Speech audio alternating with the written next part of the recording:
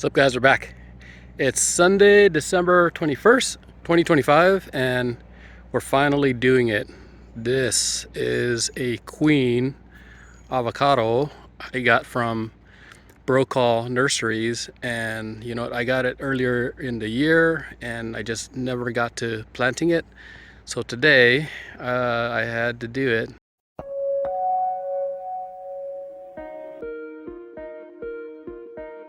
It's a beautiful day here in Southern California, and temperatures are just perfect.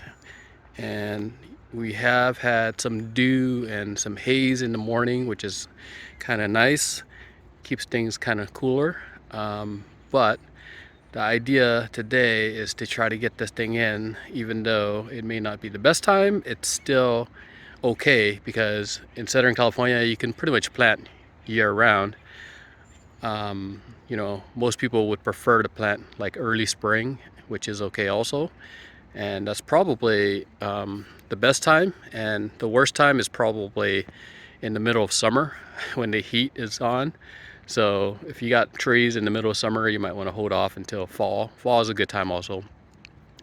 But we're doing it today because I just said it's time, and this tree is actually looking really nice. This Queen is nice and green. You can see that. Let me show you what this thing looks like right now. I'm doing this more for documentation purposes to kind of track that, hey, I did plant it today, and I'll come back in a year and kind of show you what this thing will look like. But you can see it's already kind of spreading out a little bit, and everything's kind of nice and green. So the story on where it's going, this is the third attempt at this spot. The first avocado I planted in this spot was a gem, G-E-M, and it was doing okay. It was growing nicely. But then I had some tree service guys come in, and you see this big eucalyptus right here. So they were cutting it, and I was telling them to just be careful with some of my avocados. Well, in any case, the word didn't translate down to the guy that was up in the tree, and a big branch came down and knocked half of my gem, and it was just essentially like snapped in half. And I kind of just held on to it just to see if it would kind of make a comeback.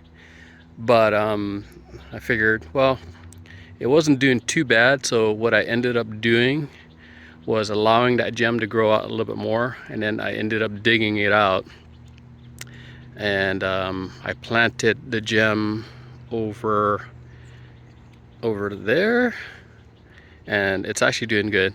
And then when I dug out the gem, I planted a Don Galogli, which was doing really good in the pot.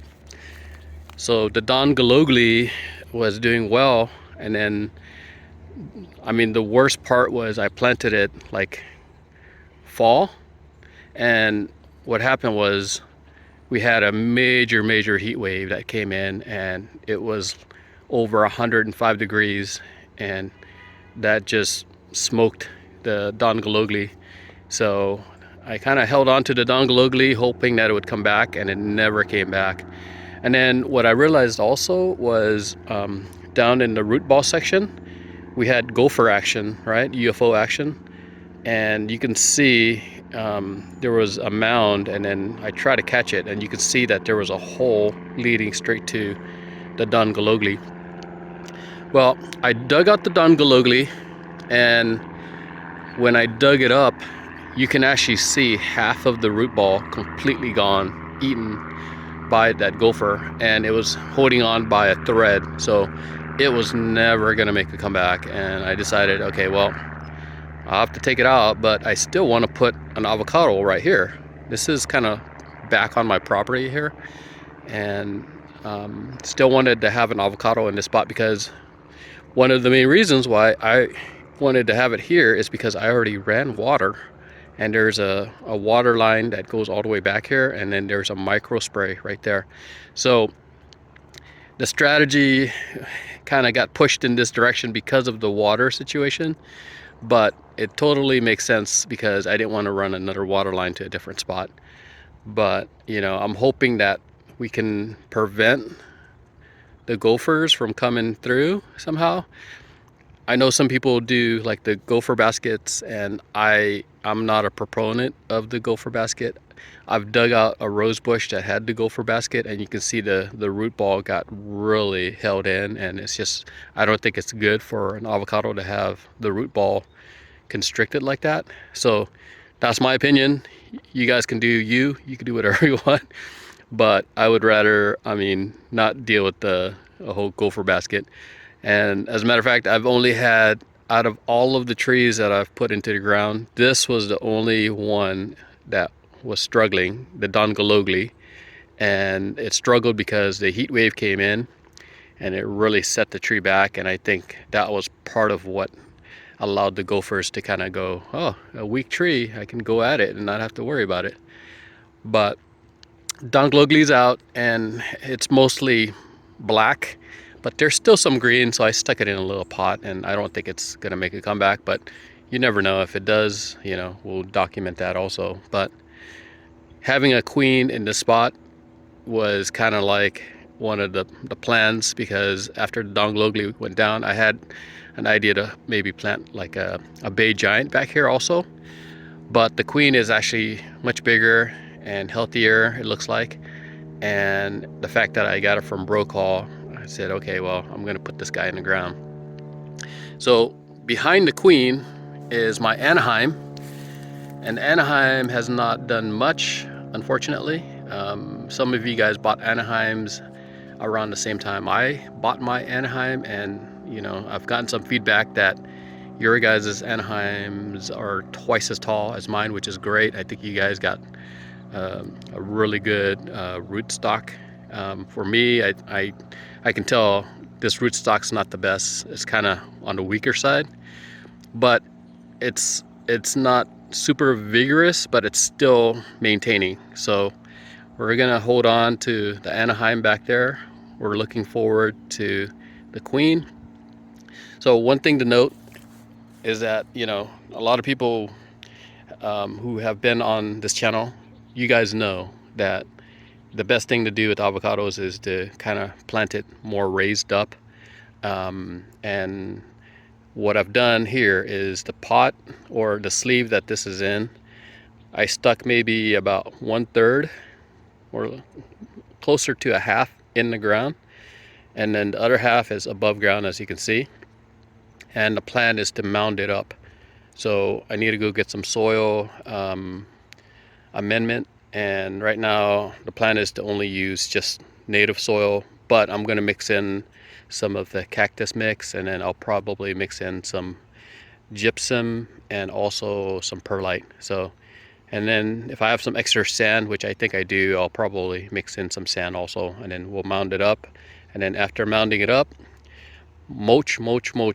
So a lot of mulch, and the water is already there, so it's just a matter of making sure that the water is on and running correctly, and then we're off to the races. And the best part about this spot is I already put a pole or a stake, so it's ready to go. I don't have to add a stake or anything. It's just unfortunate we lost the Don, but we have another Don Galogli that a friend gave me a scion wood piece, and I was able to graft it, and it's actually taken off. So I'm not too bummed that I don't have a Don Galogli anymore. But hopefully the one that I grafted onto my Frankenstein avocado tree does well. And then I actually got fruit from my Don Galogli, and the fruit tasted really good. So a little bummed that we lost it, but that's okay. Now, as far as queen, I've eaten a queen. Hold on. As far as queen, I ate a queen a while back. A friend gave me a queen that they had on their tree, so I got a chance to eat one of those, and it was actually really good. So what I'll do is I'll link up at the top here the video that I did when I ate the queen, and that way you can click on it, and if you guys are looking for a queen, what's interesting about queens is that the fruit's really big, as you know, so that's kind of why I wanted to have it. I don't like necessarily like having huge fruit, but having a good sized fruit is kind of nice. So, and you know, I ate the fruit and I liked it, so that's another reason to keep it. Now, if I ate the fruit and I didn't like it, I would have been like, nah, it's time to get rid of it, or, you know, give it away or something like that. But you know, taste is all based on you and me. We're all different, right? So I may like a flavor of a certain type of avocado, and you may like a flavor or the flavor of Mexicola Grande. And like for me, Mexicola Grande is not my favorite, but there's a lot of people who love Mexicola Grande. So, you know, it's all to each your own, right? So let me get on this and I'll finish up mounding up this queen, and then we'll come back and kind of wrap it up after I do the mulch. All right. Okay, it's finally in. Took a little longer than I thought. I didn't have enough soil, or I didn't have enough of the cactus mix, so I had to do a little bit of more mixing. But essentially you can see it's like more of a mound, right? And all of this is all mulch on top. So mostly native soil in the hole mixed with gypsum. And then on top of that, I did kind of like perlite mixed with the Kellogg's cactus and citrus mix, and very loose and light on top of that. And then I did some fertilizer and then the mulch. So it's finally in. The water's running. You can see the water's running right there. So excited to finally get this in the ground. So we'll see what happens. Hopefully we'll get fruit of our own. So as you know, the queen is a B type and the Anaheim is a A type. So having a B type and A type next to each other, necessarily have to have them right next to each other, but having two different types next to each other will increase yield and hopefully kickstart Anaheim and give us fruit on the queen, and lots of fruit. So that's what we're hoping for. All right, in any case, we're in the ground and we're off to the races, and this is what it looks like today, and it's actually looking really good. It's got this growth that's coming out this way, and partly the reasons why it's actually doing that is because I had it in a really shady section on this side, so it was really reaching out, and I'm okay with that. The sun is like heading in that direction, so it's gonna definitely, hopefully, start reaching up to the skies here. And as you can see, we have a tag here. There's a tag. Leave it in there. Probably lose it. But doing these videos help me remember what varieties are what. So don't mind the tumbleweeds back there. I already got a bunch out, and all of my trash bins are completely full. So once they dump it, I'll be able to get more. And I really hate dealing with tumbleweeds. They're such a pain. They're like really scratchy, and you can definitely feel it on your arms if you're not wearing long sleeve. So next time, long sleeve. So, but hopefully you guys are doing good. I just wanted to share because you know, we finally got it into the ground, and it's exciting to finally get another tree in the ground. So anyways, I hope you guys are doing good. Talk to you guys later. See ya.